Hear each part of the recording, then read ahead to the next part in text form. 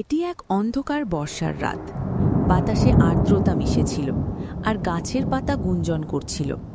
4 বন্ধু অরূপ, মিতুল, সানাই এবং সোহিনী কিছুটা জোরে কথা বলতে বলতে গ্রামের এক প্রান্তে সড়ক ধরে হাঁটছিল।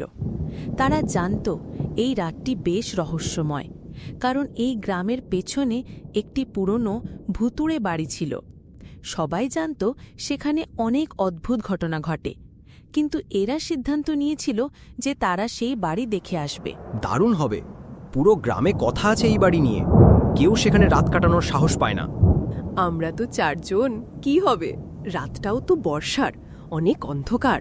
আমি শুনেছি এই বাড়িতে একটা মেয়ের আত্মা আছে। বহু বছর আগে এক চোর মেয়েটিকে খুন করেছিল এখানে। হ্যাঁ, গল্প শুনেছি। তবে কি এটি সত্যি? একটা পুরানো কর্কশ দরজা পেরিয়ে তারা ভুতুড়ে বাড়ির মধ্যে ঢুকে পড়ে। চারপাশে ঘন অন্ধকার আর বাতাসে পুরানো কাঠের সোঁদা গন্ধ। বাড়ির মধ্যে ঢুকতেই কেমন একটা ঠান্ডা অনুভূতি সবার গায়ে বয়ে যায়।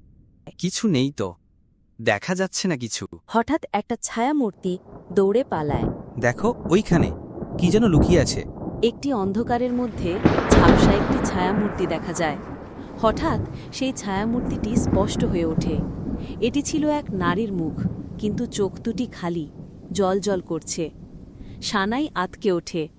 বাকি 3 জনের চোখও বড় হয়ে যায়। এই কি, মেয়েটি কোথায় চলে গেল? তারা 4 জন দৌড়াতে শুরু করে। দরজা খোলার সময় এক অদ্ভুত আওয়াজ শোনা যায়, একটি কর্কশ হাসি।